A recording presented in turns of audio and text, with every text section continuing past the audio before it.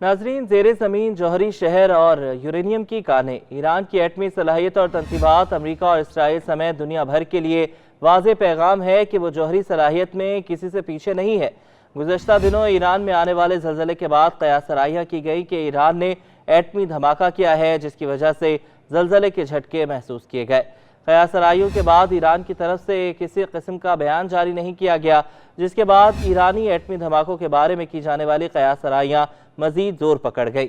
अगर ईरान की जौहरी तनसीबात की बात की जाए तो इसको 4 अहम शाखों में तकसीम किया गया है, जिनमें तहकीकी मराकज़, मखसूस अफजूदगी के मकामात, जौहरी रिएक्टर और यूरेनियम की कानें शामिल हैं। कारून न्यूक्लियर पावर प्लांट ईरान का ताज़ा तरीन जौहरी मंसूबा है, जिसकी तामीर का काम सन 2022 में मुल्क के जुनूब मगरब में तेल की दौलत से मालामाल सूबा खुज़ेस्तान में शुरू हुआ, जिसकी मुजव्वज़ा सलाहियत 300 मेगावाट बताई जाती है। ईरानी सरकारी ज़राए के मुताबिक जौहरी तवानाई से चलने वाले इस पावर प्लांट की तामीर में 8 साल लगेंगे और इस पर तकरीबन $2 अरब के अखराजात आएंगे। ईरान ने रवां साल मई में ऐलान किया था कि वो इस मौसम ख़ज़ा में कारून जौहरी पावर प्लांट के लिए जौहरी जजीरे की तामीर शुरू करने का इरादा रखता है। ईरानी एटॉमिक एनर्जी के सरबराह मोहम्मद इस्लामी के मुताबिक इस जजीरे में इमारतों और सहूलियात का एक कॉम्प्लेक्स शामिल होगा, जो जौहरी पावर प्लांट में जौहरी रिएक्टर के ऑपरेशन को यकीनी बनाएगा। बूशर न्यूक्लियर पावर प्लांट ईरान का वाहिद जौहरी पावर प्लांट है जो खलीज फारस के साथ वाक़े है। ईरान का जौहरी प्रोग्राम 1974 में जर्मनी की मदद से बूशर में ही 2 कमर्शियल जौहरी रिएक्टर्स बनाने के मंसूबे के साथ शुरू हुआ, लेकिन 5 साल बाद इस्लामी इनकलाब के साथ ही इस मंसूबे पर काम रुक गया था। ईरान ने 1990 की दहाई में रूस के साथ इस मंसूबे पर दोबारा काम शुरू करने के लिए एक मुआहदे पर दस्तखत किए, लेकिन इस दौरान अक़वाम मुत्तहिदा की सलामती कौंसिल में ये मामला उठाया गया और ईरान में यूरेनियम की अफजूदगी को रोकने के लिए करारदाद मंजूर हुई, जिसकी वजह से मास्को की जानिब से ताख़ीर हुई। दिसंबर 2007 में रूस ने ईरान को अफजूदा यूरेनियम सिलेंडरों की फराहमी शुरू की और रिएक्टर सितंबर 2011 में ईरान के कौमी बिजली के ग्रिड निज़ाम से मुंसलिक हुआ, जिससे 700 मेगावाट बिजली पैदा होने लगी। अगस्त 2013 में इंटरनेशनल एटॉमिक एनर्जी एजेंसी ने तस्दीक की कि बूशर रिएक्टर पूरी सलाहियत से काम कर रहा है, ताहम इसके डिज़ाइन की बिना पर हिफाजती खदशात पैदा हुए। ये डिज़ाइन जर्मन और रूसी मॉडल्स का एक मुरक्कब है। इसके मुतालिक खदशात में से एक इसका महल वक़ू है, क्योंकि ये एक ऐसे इलाके में मौजूद है जहाँ ज़लज़ले आते रहते हैं। अप्रैल 2013 में इस इलाके में 6.3 शिद्दत का ज़लज़ला आया था। ईरान के खंदाब रिएक्टर के बारे में पहली बार मालूमात दिसंबर 2002 में उस वक्त सामने आई जब institute for science and international security की जानिब से सेटेलाइट तस्वीर शाया की गई। ये पहले इराक हैवी वाटर रिएक्टर के नाम से मशहूर था। इसके मुतालिक ये कहा गया था कि रिएक्टर से खारिज होने वाले ईंधन में प्लूटोनियम मौजूद है, जिसे एटमी बम बनाने के लिए इस्तेमाल किया जाता है। फिर अगस्त 2011 में IAEA ने इस साइट का दौरा किया, जिसके बाद ईरान ने इस इदारे को सन 2014 के अवाइल में रिएक्टर को चलाने के मंसूबे से आगाह किया। एक heavy water production plant reactor को पानी फराहम करता है, लेकिन फिलहाल ये IAEA के मुआयने के तहत नहीं है।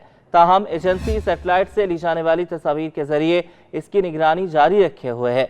2012 में एजेंसी ने तस्दीक की कि प्लांट अब भी काम कर रहा है। आलमी ताकतें जौहरी फैलाव के खदशात की वजह से इराक रिएक्टर को बंद करने की कोशिशें कर रही हैं।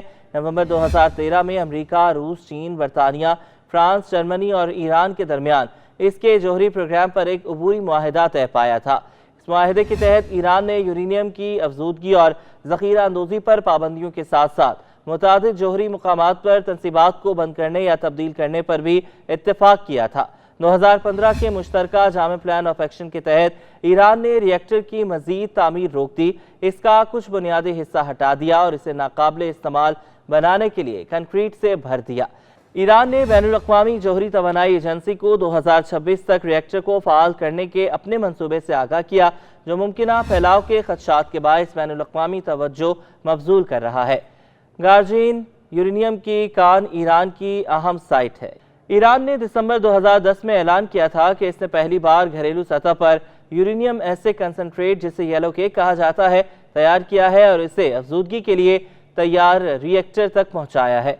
इंटरनेशनल एटॉमिक एनर्जी एजेंसी का कहना है कि बंदर अब्बास की बंदरगाह के करीब गाचीन का उनका मकसद اصل میں فوجی جوہری پروگرام کے لیے یورینیم کا ماخذ بنانا تھا، تاہم موجودہ پیداوار پاور ریئیکٹر کی ضروریات کو پورا کرنے کے لیے کافی نہیں ہے۔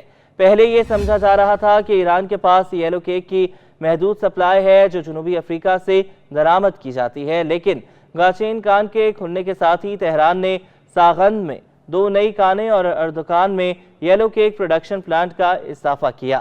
جنوری 2014 میں IAE کے معائنہ کاروں کو 2005 کے بعد پہلی بار گاچین کان کا دورہ کرنے کی اجازت دی گئی، جو ایران کے جوہری سرگرمیوں کی نگرانی کے لیے بڑھتے ہوئے بین الاقوامی دباؤ کی عکاسی کرتی ہے۔ 2006 میں ایران کے اصفہان نیوکلیئر ریسرچ سینٹر میں یورینیم پروسیسنگ کی سہولت پر کام شروع کیا، جس کا مقصد یلو کیک کو 3 اہم شکلوں میں تبدیل کرنا تھا۔ نومبر 2013 میں IAE کے معائنہ کاروں کو اصفہان پلانٹ کا دورہ کرنے کی اجازت دی گئی، جو بین الاقوامی برادری کی ایران کی جوہری سرگرمیوں پر نظر رکھنے اور اس بات کو یقینی بنانے کی کوشش کی عکاسی کرتی ہے کہ انہیں فوجی مقاصد کے لیے استعمال نہیں کیا جا رہا۔ نطر ایران میں یورینیم کی افزودگی کا اہم مقام ہے، جو تہران سے تقریباً 250 کلومیٹر جنوب میں واقع ہے۔ یہ پلانٹ فروری 2007 سے کام کر رہا ہے۔ یہ سہولت 3 بڑی زیر زمین عمارتوں پر مشتمل ہے جو 50,000 سینٹریفیوجز کو چلانے کی صلاحیت رکھتی ہے۔ تاہم اس وقت وہاں تقریباً 14,000 سینٹریفیوجز نصب ہیں، جن میں سے تقریباً 11,000 کام کر رہے ہیں تاکہ یورینیم کو مخصوص حد تک صاف کیا جا سکے۔ نطر پلانٹ میں تیار یورینیم نیوکلیئر پاور پلانٹس کے لیے ایندھن پیدا کرنے کے لیے موزوں ہوتی ہے، تاہم اسے جوہری ہتھیاروں کی تیاری کے لیے درکار 90% سطح تک بھی افزودہ کیا جا سکتا ہے۔ نومبر 2014 میں انٹرنیشنل اٹامک انرجی ایجنسی کی جانب سے کیے گئے ماحولیاتی نمونوں کے تجزیے سے اس بات کی تصدیق ہوئی کہ یہ سہولت کم افزودہ یورینیم بنانے کے لیے استعمال کی جا رہی تھی، جس سے ایران کے جوہری ارادوں کے بارے میں خدشات بڑھ گئے تھے۔ نطر سائبر حملوں اور تخریب کاری کا نشانہ بن چکا ہے، جس میں ایک کمپیوٹر وائرس بھی شامل ہے جو 2010 میں دریافت ہوا تھا، اور اس کے بارے میں بڑے پیمانے پر خیال کیا جاتا ہے کہ یہ امریکہ اور اسرائیل کی مشترکہ کارروائی تھی۔ 2020 میں اس مقام پر آگ لگ گئی تھی اور ایرانی حکام نے دعویٰ کیا تھا کہ اس کے پس پشت سائبر تخریب کاری کی کارروائی تھی۔ 2021 میں ایران نے اعلان کیا تھا کہ اس سہولت کو جوہری دہشت گردی کی کارروائی کا سامنا کرنا پڑا ہے۔ فردو ریئیکٹر کی سہولت ایرانی دارالحکومت تہران کے جنوب میں ایک پہاڑی علاقے میں زیر زمین واقع ہے۔ ایران نے ستمبر 2009 میں بین الاقوامی جوہری توانائی ایجنسی کے سامنے اس سہولت کی موجودگی کا اعتراف مغربی انٹیلیجنس سروسز کی طرف سے اس کی دریافت کے بعد کیا۔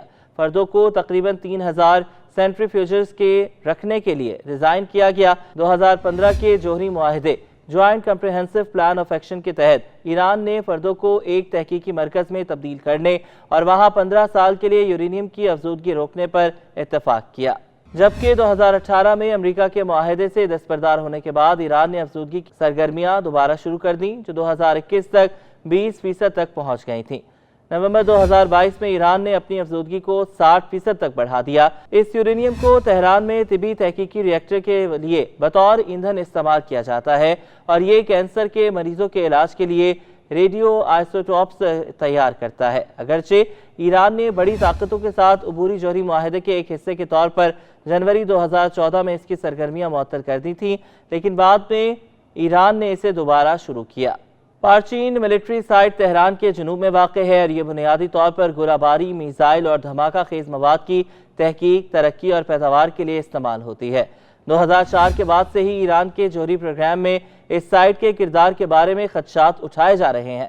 2005 میں IAEA کے معائنہ کاروں کو پارچین کے کچھ حصوں تک دوبارہ رسائی دی گئی، جہاں انہوں نے ماحولیاتی نمونے حاصل کیے۔ اگرچہ 2006 کی ایک رپورٹ میں کوئی غیر معمولی سرگرمی نہیں ملی، لیکن سائٹ کے بارے میں شکوک و شبہات برقرار رہے۔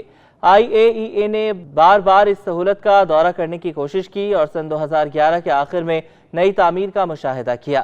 فروری 2012 میں عالمی معائنہ کاروں کو رسائی فراہم کرنے سے انکار کی وجہ سے ایجنسی نے ایران میں غیر اعلانیہ جوہری مواد اور سرگرمیوں کی عدم موجودگی کے بارے میں قابل اعتماد یقین دہانیاں فراہم کرنے سے انکار کیا، جس سے ایرانی جوہری پروگرام کے ممکنہ عسکری صلاحیت کے بارے میں بین الاقوامی تشویش اور خدشات میں اضافہ ہوا۔ جنوری 2012 میں ایران نے اعلان کیا کہ اس نے قم شہر کے قریب فردوں میں زیر زمین مقام پر یورینیم کی افزودگی شروع کر دی ہے۔ लेकिन इस जगह को खुफिया तौर पर बनाया गया था। लेकिन सितंबर 2009 में सैटेलाइट तस्वीर सामने आने के बाद ईरान को इसके वजूद को तस्लीम करने पर मजबूर किया गया।